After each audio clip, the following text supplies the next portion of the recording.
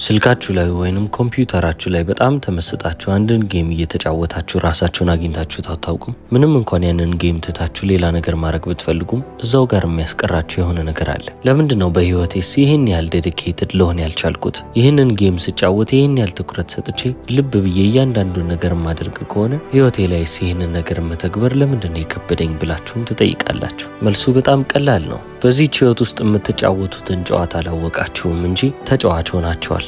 ስለዚህ እኛም በዚህ ቪዲዮ የምንመለከተው ጌም እንደሚባለው ሁሉ የላይፍ ጌም የህይወት ጨዋታ ምን እንደሆነ እናያለን። በጌም ውስጥ ምን እንደሚጠብቃችሁ፣ እንዴትስ እንደምትጫወቱ፣ ጥሩ ተጫዋች ማለት ምን ማለትስ እንደሆነ፣ በተጨማሪም ደግሞ ሌቭሎችን ከፍ እያረጋችሁ መምጣት ከከበዳችሁ እነዛንም ደረጃዎች እንዴት ከፍ እያረጋችሁ መምጣት እንደምትችሉ እንመለከታለን። አሁን ታዲያ ስለ ቪዲዮ ጌም ካወራን አይቀር ምን ማለት ነው ካልን ፋይናይት ጌም ይሉታል፣ ወይንም ደግሞ የሚያልቅ ጨዋታ እንደማለት ነው። አንድን ቪዲዮ ጌም መቼ ስለ ዘላለም መጫወት አትችሉ።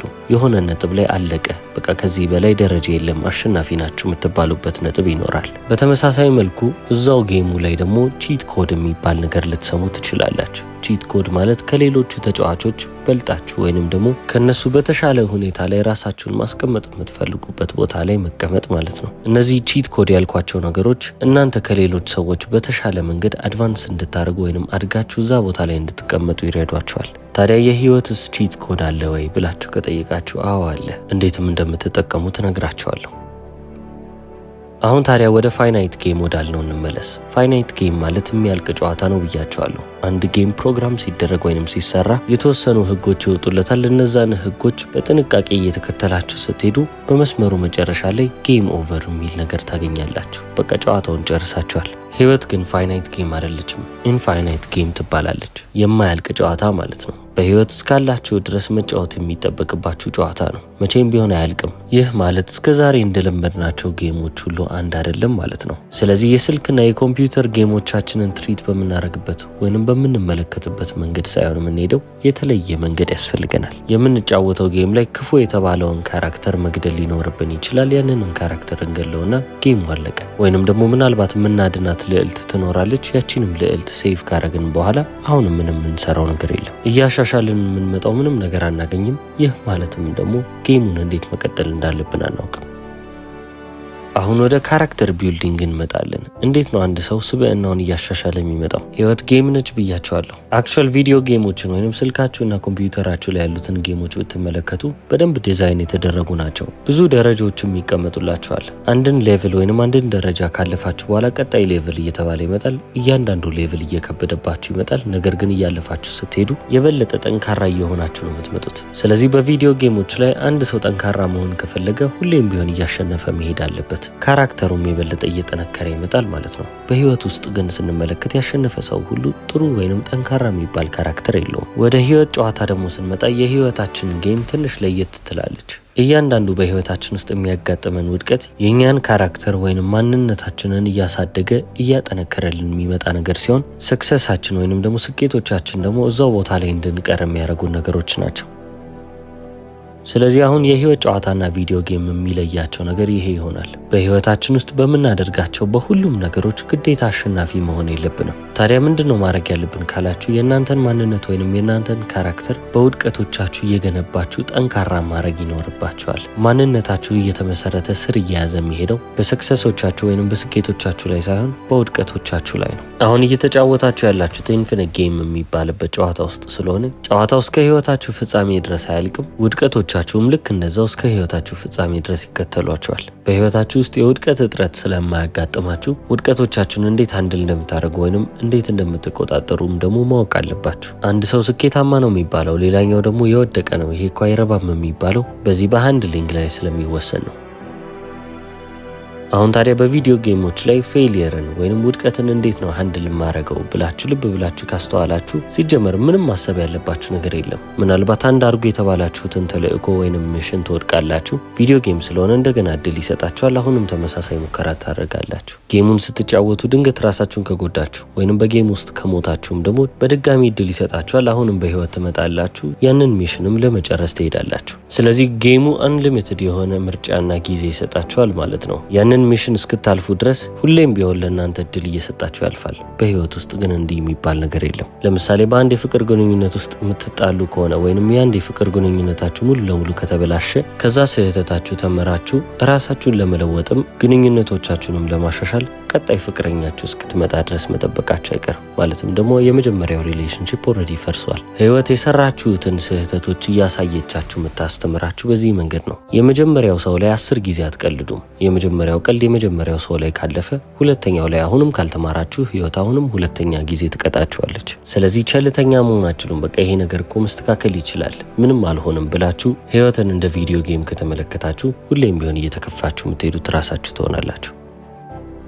አሁን ይህንን ተረድቻለሁ። ወደ ቀጣዩ እንለፍ ስትሉ ደግሞ ኳስት የሚባል ነገር እናገኛለን። በአንድ ቪዲዮ ጌም ውስጥ የምትፈልጉት ነገር ይኖራል። ያቺን ነገር ስታገኙ ጌም ኦቨር የሚያሰኝ ነገር ማለት ነው። ታዲያ ቪዲዮ ጌም ላይ ያንን ኳስት ከመጀመሪያ ጀምሮ ታውቁታላችሁ። የጌሙ ዓላማ ምን ላይ እንደተመሰረተ ልብ ብላችኋል። ስለዚህ የእናንተ ስራ የሚሆነው ያንን ካራክተር ወይንም የሚጫወተውን ገጸ ባህሪ እያጎለበቱ መምጣት ነው። በትክክለኛው የህይወት ጨዋታ ውስጥ ግን ያንን ኳስት አይሰጧችሁም። ወይንም ደግሞ እዚህ ጋር ሂዱና እዚህ ጋር ተገኙ የሚላችሁ ማንም ሰው የለም። ያንን ኳስት ወይንም የምትፈልጉትን ነገር ዲዛይን እያረጋችሁ ራሳችሁ የምትወስኑት ነገር ይሆናል።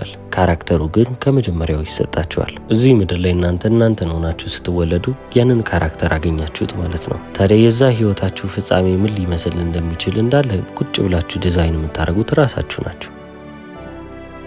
ቪዲዮ ጌሞችን ልብ ብላችሁ አሁንም ካስተዋላችሁ በጣም ስትሪክት የሚባል ወይንም ደግሞ ዝንፍ የማይል ህጎች ይቀመጡላችኋል። በተጨማሪም እንድታሸንፉ የሚጠቅሟችሁ እያንዳንዱ መረጃ ይቀመጥላችኋል። ይህ ማለት ምን ማለት ነው? እናንተ ስለ ጌሙ ምንም አይነት እውቀት ባይኖራችሁ እንኳን በዚህ ጋር ታጠፍ፣ በዚህ ጋር ሂድ እያለ የሚመራችሁ የራሱ የሆነ ሲስተም አለው። ስለዚህ ልጥፋ ብትሉም አጠፉም፣ ሁሌም ቢሆን መፍትሄው እጃችሁ ላይ ነው። ታዲያ አሁን በጌም ውስጥ በጣም የሚያዝናናችሁ ነገር ምንድነው የሚሆነው? ያ የተሰጣችሁን ገጸ ባህሪ እያጎለበታችሁ መምጣት፣ ምንም ነገርን እንዲያሸንፍ ምንም ነገርን እንዲረታ የሚያደርገውን ካራክተር ቢልድ እያረጋችሁ መምጣት እንድችሉ ያደርጋችኋል። በህይወት ቪዲዮ ጌም ውስጥ ደግሞ ከየት ተነስታችሁ የት ጋር መገኘት እንዳለባችሁ የሚነግራችሁ ምንም ነገር የለም። ፍለጋችሁና ራሳችሁ ናችሁ ዲዛይን የምታደርጉት። ካራክተሩ ኦልሬዲ ተሰጥቷችኋል። ነገር ግን በጣም ሊሚትድ ወይንም የተገደበ ነው። በዚህ በፊዚካል ፕሌይ ላይ እንደፈለጋችሁት ልትሆኑ አትችሉም። ቪዲዮ ጌማችሁ ላይ ያንን ካራክተር እንዲበር ማድረግ ትችላላችሁ። በተጨማሪ ምንም የሚይዘው ነገር ሳይኖር እንደፈለገው እንዲበጠብጥም ማድረግ ትችላላችሁ። እዚህ ዓለም ላይ ግን ያንን ማድረግ አትችሉም። ማድረግ የምትችሉት ብቸኛው ነገር ቢሆን ካራክተራችሁን ወይንም እናንተ ማንነታችሁን ሱት የሚያደርግ ከማንነታችሁ ጋር የሚሄድን አንድን የህይወት መንገድ ትመርጣላችሁ። በዛ መንገድ ላይ መቀጠል ነው። አሁን ታዲያ ቅድም ጌሞች እንዳለ በአጠቃላይ ቺት ኮድ አላቸው። ከሌሎች ተጫዋቾች ራሳችሁን የተሻለ ቦታ ላይ የምታስቀምጡበት መንገዶች አሉ ብያቸዋለሁ። እንደምትጫወቱት ጌም እያንዳንዱ የተለያየ የሆነ ቺት ኮድ ቢኖረውም ወደ ህይወት ጨዋታ ስንመጣ ማለትም ደግሞ ኢንፊኒት ጌም በተባለው ጨዋታ ውስጥ አሁንም ቢሆን የተለያዩ ቺት ኮዶች አሉ። የመጀመሪያው ምንድነው ካላችሁ ስኪፕ ዘ ሳይድ ኩዌስትስ። ቪዲዮ ጌሞችን ተጫውታችሁ የምታውቁ ከሆነ ያ የወሰዳችሁትን ካራክተር ወስዳችሁ እንደፈለገው አድርጋችሁ ልታሰለጥኑ ትችላላችሁ። ጌሙ ከመጀመሪያውም ለእናንተ ግልጽ ይሆናል። ሚሽናችሁ እዚህ ነው፣ ይህንን ጨርሱ ይላችኋል። ምናልባትም ያንን ሚሽን መጨረስ ስለከበዳችሁ ቆይ እስቲ እስከዛ ልዝናና ብላችሁ ያንን ካራክተር ወስዳችሁ ምናልባት ሙሉ ከተማውን መኪና እያስነዳችሁ ልታሳልፉ ትችላላችሁ። አለበለዚያ መንገድ ላይ ያሉትን ሰዎች እንዳለ እየዘረፋችሁ እየመታችሁም ልታልፉ ትችላላችሁ። እናንተንም አይጠቅሟችሁ፣ ነገር ግን ጌሙን ስትጫወቱ የሚያዝናኗቸው ነገሮች ልታደርጉ ትችላላችሁ። ያ ሳይድ ኩዌስት ይባላል። ታዲያ አሁን የህይወታችሁ ሳይድ ኩዌስት ምንድን ነው ብላችሁ ካሰባችሁ መዝናናት ወይንም ደግሞ ዲስትራክሽን ዋነኞቹ ሊሆኑ ይችላሉ። እነዚህ ሳይድ ኩዌስቶች እናንተን ከህይወታችሁ ዓላማ ጎትተው የሚያርቋችሁ ነገሮች ናቸው። ጥሩ ጎናቸውን ከተመለከታችሁ ምናልባት ልትዝናኑባቸው ትችላላችሁ። መጥፎ ጎናቸውን ደግሞ ስትመለከቱ ካላችሁ ህይወት ላይ የተወሰኑ አመታቶችን ያባክኑባቸዋል። ጠቢቡ ሰለሞን አይደለ ሁሉም ነገር ከንቱ ነው የከንቱ ከንቱ ያለው? ይህንን ሳይድ ኩዌስት እያመለከተ ነው። ታዲያ ይህንንም ቺት ኮድ እንዴት ነው የምጠቀመው ብላችሁ ካሰባችሁ ዋነኛ ወይንም ሜይን ኩዌስት የተባለው ላይ ትክክለኛው መንገድ ላይ ተቀመጡና ትኩረታችሁንም ሀሳባችሁንም በተጨማሪም ደግሞ ኦብሰሽናችሁንም ልክፍታችሁንም እዛ ላይ ብቻ ታስቀምጣላችሁ። ከሌሎች ሰዎች የተሻለ ጉልበት የተሻለ ትኩረትን እዚህ ዋናው መንገድ ላይ ካቆያችሁ በህይወት ጨዋታ ውስጥም ደግሞ የተሻለ ቦታ ላይ መገኘት እድላችሁ ከፍ ያለ ይሆናል። ስለዚህ በህይወታችሁ በተቻላችሁ አቅም ያላችሁን ሳይድ ኩዌስቶች እየቀነሳችሁ ብትመጡ ይሻላል። ምክንያቱም የተሻለ ውጤት የሚያስገኝላችሁ እነሱን ስትቀንሱ ስለሆነ። አሁን በጌማችሁ ላይ ያሉትን ሳይድ ኩዌስቶች ካያችሁ በጣም ደባሪ ናቸው። ምናልባትም ዝም ብሎ ከተማ ውስጥ መሽከርከር፣ በጌም ውስጥ ያሉትን ካራክተሮች እየዘረፉ እየገደሉ ማለፍ ያን ያህል የሚያዝናና ነገር አይደለም። በህይወታችሁ ውስጥ ያሉት ሳይድ ኩዌስቶች ግን በጣም አዲክቲቭ ናቸው። ማለትም ደግሞ ሱሰኛ ሊያረጓችሁ ይችላሉ። መጠጥ መጠጣትም፣ ወደ ስትሪፕ ክለብ መሄድም እናንተን የበለጠ እየጎተቱ የሚወስዷችሁ ነገሮች ናቸው። እያማለሏችሁ እዛው ቦታ ጋር እንድትቀሩ ያደርጓቸዋል። አብዛኛው ጊዜ ይሄ የሚያስደስታችሁ ነገር ላይሆን ይችላል፣ ወይንም ደግሞ ህይወቴ ሊደብረኝ ይችላል ብላችሁ ታስቡ ይሆናል። ነገር ግን በአጠቃላይ ሂሮ የሚባለው ነገር፣ ጀግና የሚባለው ነገር እንደዚህ በኤክሳይትመንት የመጣ ነገር ሳይሆን በደባሪና በአስቸጋሪ ነገሮች ውስጥ ያለፈ ሰው ነው። ታዲያ አሁን ስለ ራሳችሁ ካራክተር ደግሞ እናወራ። ቪዲዮ ጌም ላይ ወክላችሁ የምትጫወቱት ካራክተር አለ። ምናልባት ፍራንክሊን ወይንም ማይክል አሊያም ደግሞ ትሬቨር ሊኖር ይችላል። ታዲያ አሁን እነዚህ ሶስቱም የተለያዩ ገጸ ባህሪዎች ናቸው። እነዚህን ሶስቱንም ገጸ ባህሪ ስትጫወቱ ግን የእነሱን ባህሪ ሙሉ ለሙሉ ማወቅ ትችላላችሁ። በጣም ከሮጣችሁባቸው ደክሟቸዋል ብሎ ኮምፒውተሩ ይነግራቸዋል።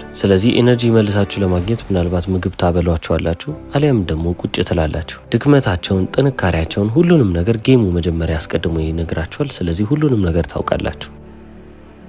ወደ ህይወት ቪዲዮ ጌም ስንመጣ ግን ይህንን ነገር በፍጹም አታገኙትም። ለምሳሌ እኔ ከተወለድኩበት ደቂቃ ጀምሮ እስከ 10 ወይንም 20 30 ዓመታቶች ድረስ ራሴን ላላውቅ እችላለሁ። የህይወቴ የመጀመሪያዎቹ ክፍሎች የኔ የኤክስፐሪመንት ጊዜዎች ናቸው። ምን እንደምወድ፣ ምን እንደማልወድ፣ በተጨማሪም ደግሞ ምን አይነት ሰው እንደሆንኩ፣ ምን እንደሚማርከኝ፣ በምን አይነት ነገሮች ላይ መስራት እንደምፈልግ፣ እነዚህን ነገሮች እንዳለ የማውቅባቸው ጊዜያቶች ናቸው። ገና እንደተወለድኩ ልብ እምላቸው ወይንም ይህን ነገር እችለዋለሁ፣ ይህንን ነገር አውቀዋለሁ፣ በዚህ ነው መሄድ የምፈልገው እምላቸው ነገሮች የሉ። ስለዚህ ልክ እኔ እንደሆንኩት ሁሉ ሁላችሁም በዚህ መንገድ መሄዳችሁ አይቀርም። በህይወት ጌም ውስጥ የመጀመሪያችን ግብ መሆን ያለበት ጌይኒንግ ሰልፍ ኖሌጅ ወይንም ደግሞ ስለ ራሳችን ማወቅ ያሉብን ነገሮች ማወቅ ነው። ማን እንደሆናችሁና ምን አይነት ነገር ስትሰሩ እንደሚያስደስታችሁ ለይታችሁ የምታውቁ ሰዎች መሆን አለባችሁ። ይሄ ታዲያ ወደ ምን ይወስደናል ካላችሁ ብዙ ኤክስፐሪመንቶች ወይም ብዙ ተሞክሮችን ማድረግ አለባችሁ። ታዲያ አሁን ራሴን ለወቅ ስትሉ ወይንም ደግሞ ስለ ራሳችሁ ለመረዳት ስትሞክሩ በትንሽ ዓመታቶች ውስጥ ጨርሰዋለሁ ብላችሁ የምታስቡት ነገር መሆን የለበትም። አወቅኩት ብላችሁ እንኳን ገና ረጅም ዓመት ስለ ራሳችሁ ብዙ ነገር እያወቃችሁ ትመጣላችሁ። ይሄ የሚያልቅ ነገር አይደለም። ነገር ግን አብዛኛውን የራሳችሁን ማንነት ማወቅ ያለባችሁ ገና ልጅ እያላችሁ ነው። በወጣትነት ዘመናችሁ ስለ ራሳችሁ አብዛኛውን ነገር የምታውቁ ሰዎች ከሆናችሁ ቢያንስ ጎልማሳ በምትባሉት እድሜ ላይ ስትደርሱ የምትፈልጉትን ነገር የምታደርጉ ሰዎች ትሆናላችሁ። አሁን ታዲያ በዚህ መንገድ ላይ ስትሆኑ የራሳችሁን ሜይን ኩዌስት ወይንም ደግሞ ዋና ሄድበታል ያላችሁትን መንገድ መሄዳችሁ አይቀርም። ይህንን መንገዳችሁን የባከነ መንገድ አታርጉት። አክቹሊ ለራሳችሁ የሚጠቅማችሁ የእናንተን ስኪል ወይንም ክህሎታችሁን እያዳበራችሁበት እየጠነከራችሁ የምትመጡበትን መንገድ ብቻ ምረጡ። ለምሳሌ መጠጥ መጠጣትን እንደ ዋናው ኳስት የወሰደ ሰው ወይንም ደግሞ በቃ ህይወቴን በሙሉ ይህንን እያረኩ ነው ማልፈው ያለ ሰው ጥሩ ምርጫ የመረጠ ሰው ላይሆን ይችላል። ሌሎች የተሻሉ ምርጫዎች አሉ ማለት ነው። አሁን ደግሞ ወደ ቀጣዩ ነገር እናልፋለን። ባውንድሪዝ ወይንም ደግሞ ድንበር። ከመነሻው ገና ግልጽ ስናደርገው እናንተ የሰዎችን ህይወት መኖር አትችሉም፣ እነሱም ደግሞ የእናንተን መተው ሊኖሩላቸው አይችሉም። ይህ ማለት እናንተ የእነሱን ኳስት ልጨርሱ አትችሉም፣ እነሱም መተው የእናንተን ኳስት ሊጨርሱላቸው አይችሉም። ታዲያ አሁን ሰዎች መተው የእነሱን ኳስት እንድጨርሱላቸው ቢጠይቋችሁ እናንተ እምቢ የማለት ኃላፊነት አለባችሁ ማለት ነው። እምቢ ማለታችሁ ምርጫ ብቻ አይደለም፣ ግዴታችሁ ሊሆን ይገባል። ምክንያቱም እናንተ የእነሱን ምንም አይነት ነገር ልጨርሱ አትችሉም፣ እነሱም የእናንተን የህይወት ኳስት በምንም አይነት መንገድ ሊጨርሱላቸው አይችሉም።